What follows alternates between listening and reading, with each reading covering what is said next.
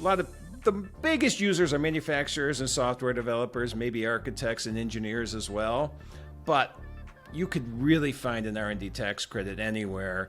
That software development to create that online store was R&D, and I was able to take an R&D tax credit for a bar, which you probably would never think that that's an opportunity. I would think a lot of inspiration and research and development occurs in bars, especially in the CPA realm. I know I've done some really good work there.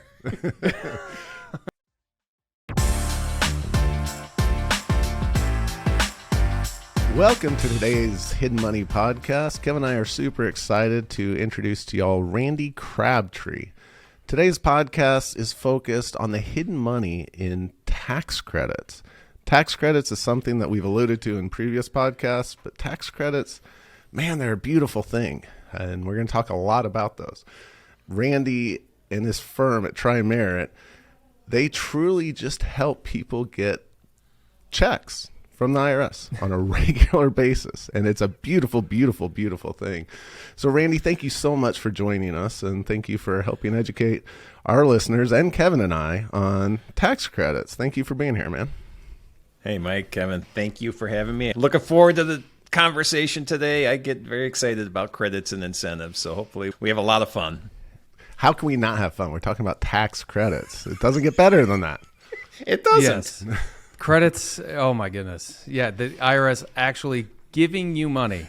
So this is definitely a very unique topic. And Randy, if you could just tell us a little bit about your backstory, how you got into the business, and give us the lowdown of credits, deductions, the differences, and just some foundational education on what it is you do.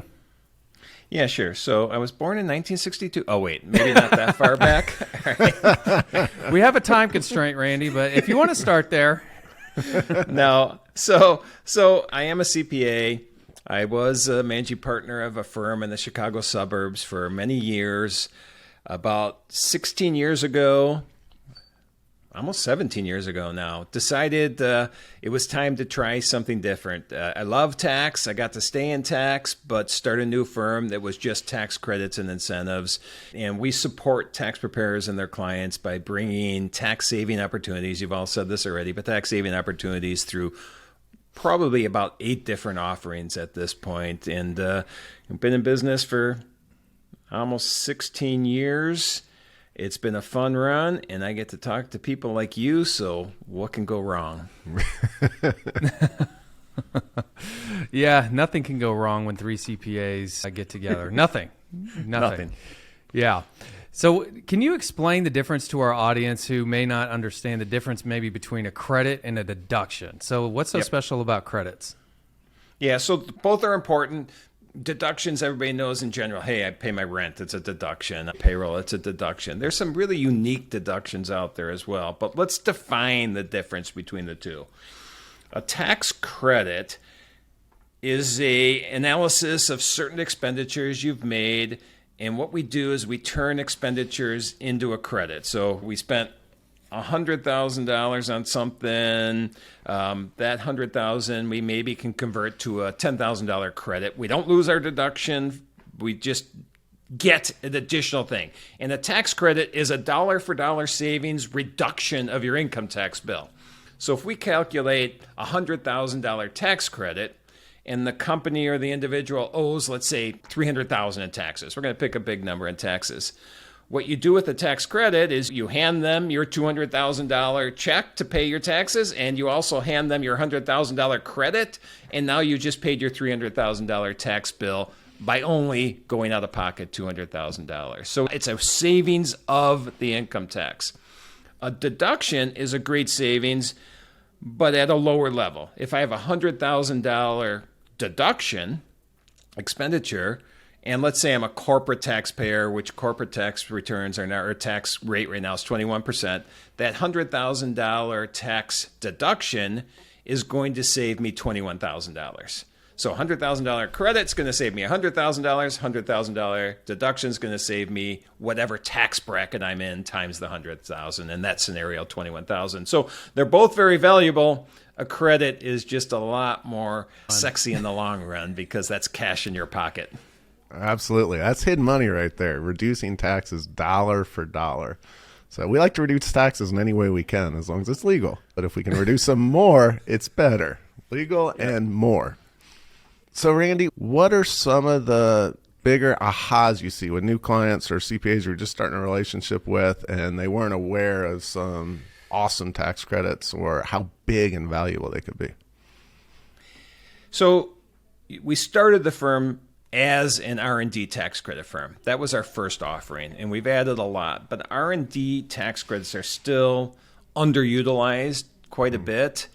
And anytime anybody's in R&D just sounds so out there, like, oh man, I've got to be this big pharmaceutical company, or I'm Boeing, or I'm General Motors, or something that is, putting all this time and effort into designing new products or formulations. R&D tax credit is a really straightforward credit that is, if you're spending time and effort figuring out a better way to do something from a technical standpoint. So it doesn't have to be new to the world type stuff. Doesn't have to be a time machine. Doesn't have to be, it can be you're a manufacturer and you're manufacturing a generic widget. And you want to figure out how to make this widget faster, cheaper, more efficient, less operations. Just want to be better at manufacturing this widget that you're already doing. That is R&D in the IRS's eyes, and that can turn into a credit.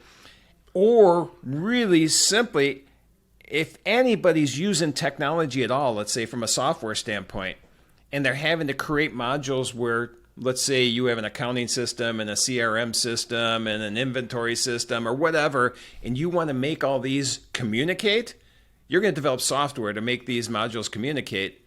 That's R&D. And then we get to quantify that and see if there's enough there for a credit. So R&D is a lot of the biggest users are manufacturers and software developers, maybe architects and engineers as well. But you could really find an R&D tax credit anywhere. And just as a side story, I'm a part owner of a craft beer bar and liquor store in Chicago. And we did software development to create an online store where people can go order our products and have them shipped or even pick them up, from the store.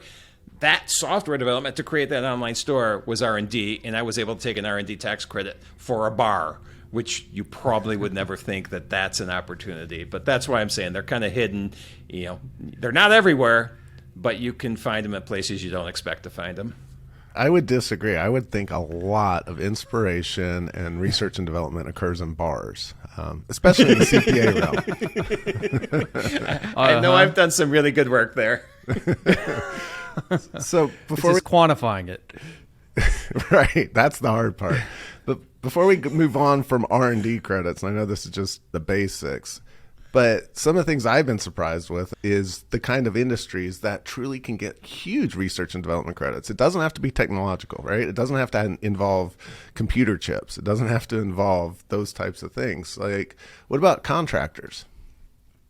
You have to be careful with contractors. They definitely can, especially if they have like a design build engineering staff on and they're designing some new energy efficiency within a building, or they're designing some new footings in a area where maybe earthquakes, or they're building on sand rather than on clay, or so they're designing something new for sure. Your standard developer or construction company that's working on row homes that they've done over and over and over, probably not a lot of uniqueness there.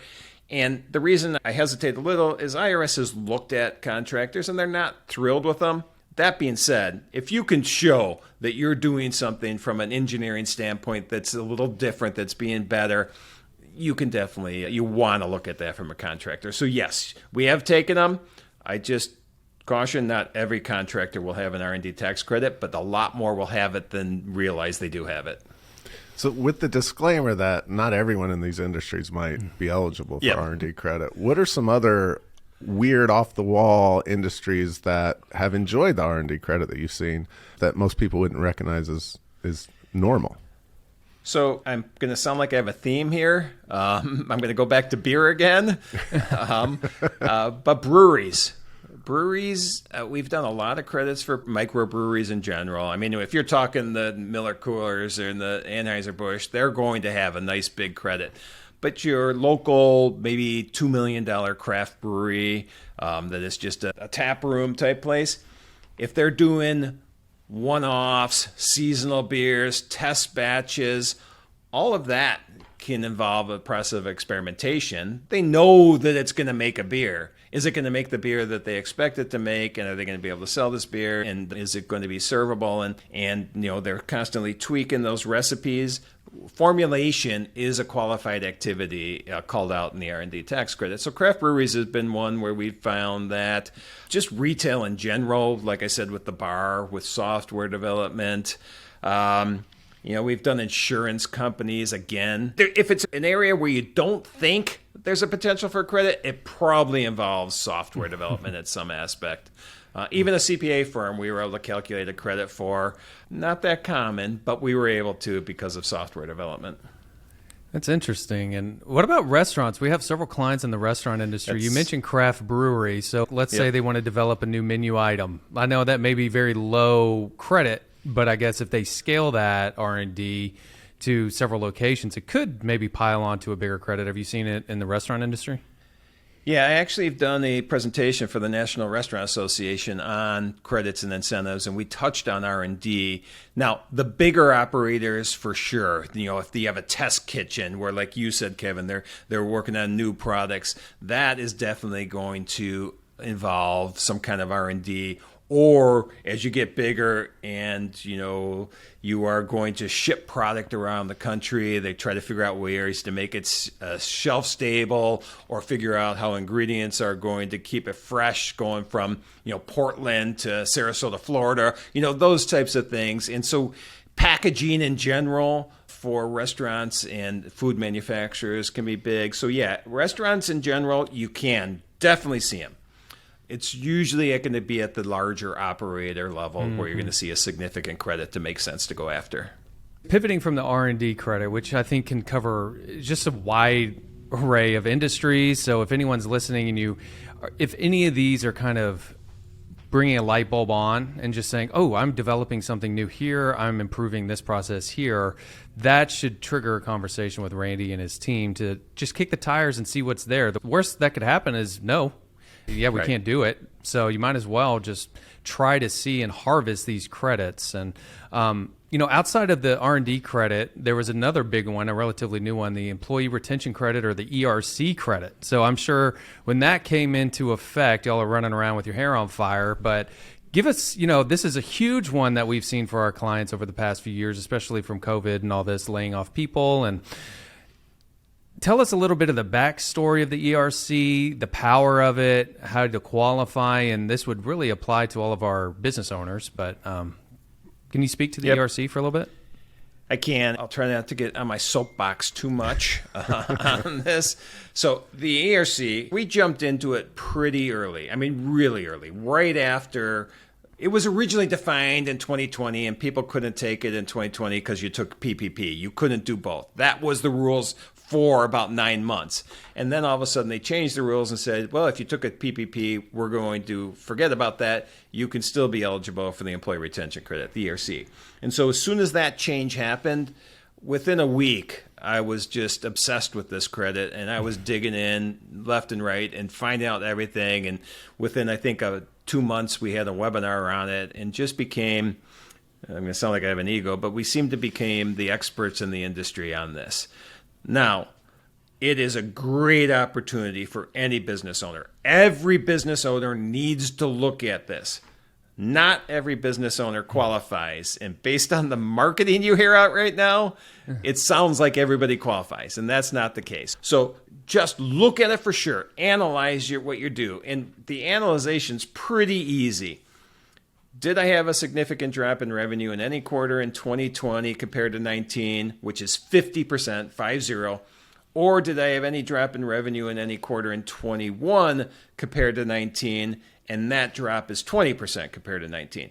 That's a safe harbor rule. You have that. You qualify. It doesn't matter, why that drop in revenue was there. You qualify for this credit, and the numbers can be significant. The second way to qualify is where the truth gets stretched. I guess that's the way to say it. Mm-hmm. You have to be impacted by a government mandate. You have to have something that restricted your ability to continue to do business as normal, and that has to have a significant impact. And so you hear things out there right now like, oh, you had supply chain issues, you qualify. I'll tell you this, supply chain issues are extremely difficult to qualify under, but everybody is telling you in this marketing right now, and this is my opinion, you can get mad at me, don't get mad at Kevin and Mike, but you can get mad at me, that they're saying, the first question they ask, well, were you affected by supply chain issues? And everybody's going to say yes, because everybody was. Chip shortage. Yeah, exactly. And you're hearing that. But that shortage was not based on a government mandate. It was based on supply and demand. It was based on people not staying in their jobs. It was people going to take unemployment. It was based on manufacturers throttling their production at the beginning of the pandemic because they didn't know what was going to happen. And so we were all affected. People will point to the ports. Oh, ports were closed. They were not closed. Ports were not closed. And that does not qualify you. So if someone's promising you qualify based on a supply chain restriction, be very careful. And the reason I want to stress this, and I don't want to sound negative, but the reason I want to stress this is IRS is going to come calling. They are putting tons of resources into auditing ERC because they know there's a ton of ERCs that are being claimed, being pushed by outside providers that are not legitimate. And if you qualify for this, it can be a nice, really influx of cash. And so that's why everybody has to look at it. But do it with a cautious eye because this is a very, very easy audit. If I was an auditor, I would immediately know who I need to go look at for an ERC. If I'm a manufacturer, in some state that we know wasn't shut down at all, and there was no manufacturers shut down around the country for the most part. But if you're a manufacturer, let's say in Florida, and you took a credit for 6 quarters, me as an auditor, I'm immediately going there because I know that if you don't have the drop in revenue, you're not going to qualify. And so that's why you got to be careful. Now, let's go back positive. If you do qualify, again, numbers are tremendous, and you have to look at this, but this is true. It could be up to $26,000 per employee. Now, we don't get a lot of clients that get to that level, but when you look at that, I mean, you get 10 employees, $260,000 is your potential. That's why you need to look at this. All right, I'm going to try not to rant too much on this. You guys want to ask me anything else on that specifically? Yeah, let me ask one more specific on the ERC before moving on. So I've heard clients when I brought it up with them, they said, but we actually grew during the pandemic, but maybe they didn't grow nearly as fast as they were growing or could have grown. Can you still grow in revenue and qualify for the ERC? You can grow. Now, you can't qualify based on potential growth. You can't look and say, hey, we were going to do 1 times revenue this year, and we only did 1.1 times revenue because of the pandemic. It can't be on that. But what it can be, you can show overall growth, and this is a secondary rule, this government mandate. If I can show that I have a segment of my business, and I'm going to go back to, we're sticking with the beer theme here apparently, but I'm going to go back to the beer theme. I like it. It's okay. Yeah, my bar/liquor store in Chicago. During the pandemic, even though in Chicago we were closed or under restrictions from March 17th of 2020 through June 11th of 21, capacity restrictions at the lowest, completely closed at the highest. Overall, our bar/liquor stores revenue went through the roof because people were buying beer to take home and drink. We were doing a bunch of virtual beer tasting. So our revenue went up. But I was able to show that a segment of my business, bar, was restricted by a government mandate for almost 15 months. And the rule is that segment has to be more than 10% of my 2019 revenue for me to qualify under government restriction. My bar was 40% of the overall revenue. My bar was under restrictions for 15 months. The overall business, bar/liquor store, qualified for the 15 months because I had more than a nominal impact to my business with the bar being closed. So yes, overall revenue up, still qualified for the employee retention credit. Wow, hidden money right there. So I'm going to do a small rant on this, and then I'll let Kevin talk. But some people I've heard say, well, it's just not fair. I don't feel right taking money from the government, or we did better than a lot of people and made it through. So why should I take this credit? The fact is, the reason we have tax credits, the reason we have incentives and deductions in our tax code is we as a society have come together and agreed we need to incentivize certain areas in our economy to grow our economy, to better the entire country and everyone in it. The reason these incentives are there is so we can do our patriotic duty as business owners, as consumers, and help grow our economy, make our country more safe and more secure. So if the incentives are there and you choose not to use it because you don't feel comfortable about it, that's completely up to you, and that's okay. But don't think that it's unfair to try to utilize the incentives to grow our economy. Those are good things. That's our duty, in my opinion. Yep. I'm going to use your rant. I like it. And the employee retention credit was there because you continued to pay people during the pandemic. It was there for you. Whether you were successful through that or not, it is a legitimate credit that if you qualify for, there's no reason to not do it, Mike. That was awesome. And everyone's going to be impacted by the inflation. You got to be thinking about your business in the future. You might as well. All these impacts of credits and the COVID and all this, it kind of catches up. The whole economy as a whole, you're going to be feeling the impact of inflation. So you might as well harvest some of the tax credits and the cash flow for your business so that you can withstand future storms. Maybe you weathered COVID. I mean, it's 2023. Hopefully you have. But you could get the cash today, even go back to the ERC, right, Randy? Can they still file for the ERC today, even for tax year 2020 and 21? Yeah, that's a good question because there's misinformation out on that. And in reality, for the whole year of 2020, the entire year, all 4 quarters that you could potentially qualify, you have until April, whatever the tax due date is next year in 2024, April 15th, but I think it's not 16th, 17th, whatever the date is next year. But we'll go with April 15th. You have April 15th of 2024 before you lose the ability to take the 2020 credit, and you have April 15th of 25 before you lose the ability to take all the 21 credit. So lots of time still. Awesome. So a lot of our listeners, I think, don't own businesses. They're high earners in W-2 world, and these tax credits we've talked about so far just don't seem applicable to them. Tax credits can also, even if you don't have any active income or material participation, tax credits can offset your personal income tax liability from your W-2. Can we talk about some of those that might be available to a non-business owner?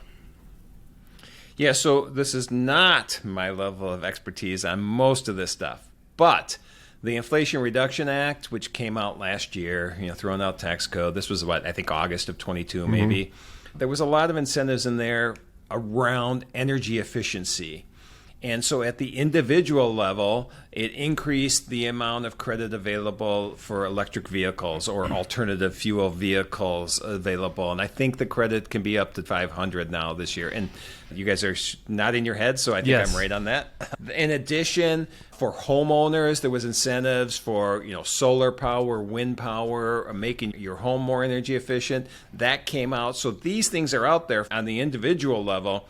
Those are the ones I'm most informed on because there was a lot of business incentives in that same act that we are offering to our business clients as well. And I have done some education on the personal end, but those are the 2 main things that I discussed there.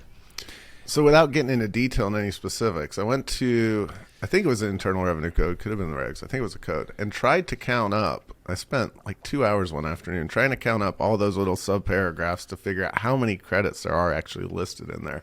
And I kept getting interrupted. And there were so many, I was never able to get a full count. But I think there's over 100 different tax credits specifically stated in the tax law that people could be eligible for, and most people don't know them. And when I was reading them, I was firing off messages to Kevin saying, "Hey, we need to look at this for our tax code. We hired a military spouse. There's so many things out there."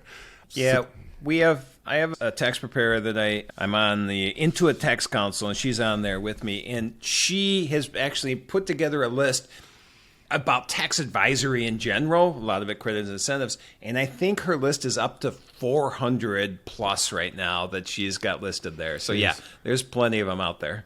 So we're not going to cover all those today and probably over the next couple of years. But if we have not mentioned a tax credit that you think you might be eligible for, I would challenge you to discuss it with your tax preparer, your tax advisor, or tax credit specialist, because you'd be surprised how many people are eligible for credits that they never heard of. And there's differences in credits as well. So what Randy was saying on the personal credits on solar and on alternative vehicles or EV credits, those are non-refundable credits, meaning you have to have a tax liability in order to take the credit, and there's income limitations. So if you make too much money, you're going to be disqualified and all this kind of stuff. So there are some hurdles on the personal side as well that you need to just don't go out and buy a Tesla and think everything's cool. You need to look at the details. They're going to sell you on the credit, but they're not your tax advisor. So make sure you're working with your CPA and say, hey, I'm thinking about purchasing this vehicle. Do I qualify given my income levels and, my tax liability? Now, the ERC credit is different because the ERC credit is basically refunding you your payroll tax, right, Randy? Is that pretty close? Yes, it is a payroll tax credit, but it is a refundable credit, so you can actually get back more than you paid in taxes. So it's not limited to what you paid in taxes. Yeah, I love refundable credits. Refundable credits, college credits.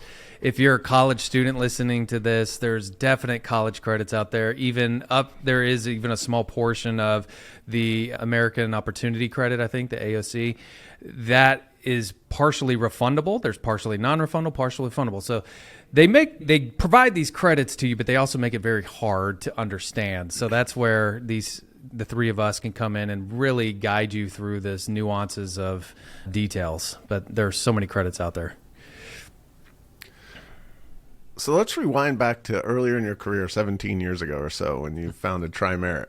What happened to where you realized tax credits are just a powerful, beautiful thing? Like, what was the evolution in your mind or your career, your understanding?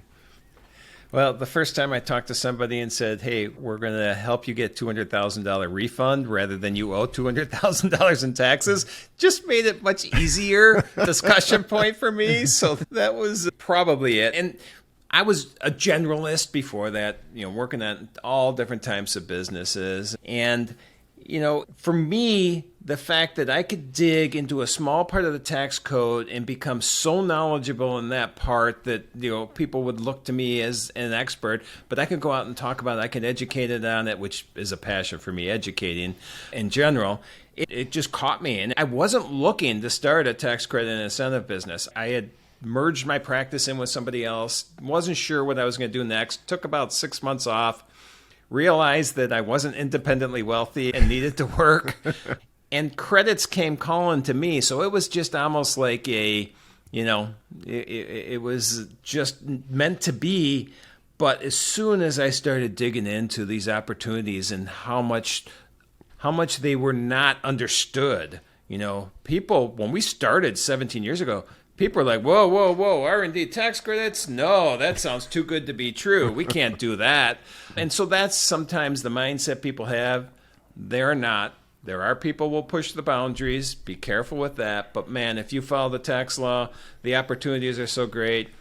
I smile every day just because it's so much fun to see us infusing, not us, we're supporting the tax preparer for the most part, but giving them information that they're saving their clients money. It's just a passion that is fun. I don't work a day in my life because of that. It feels like.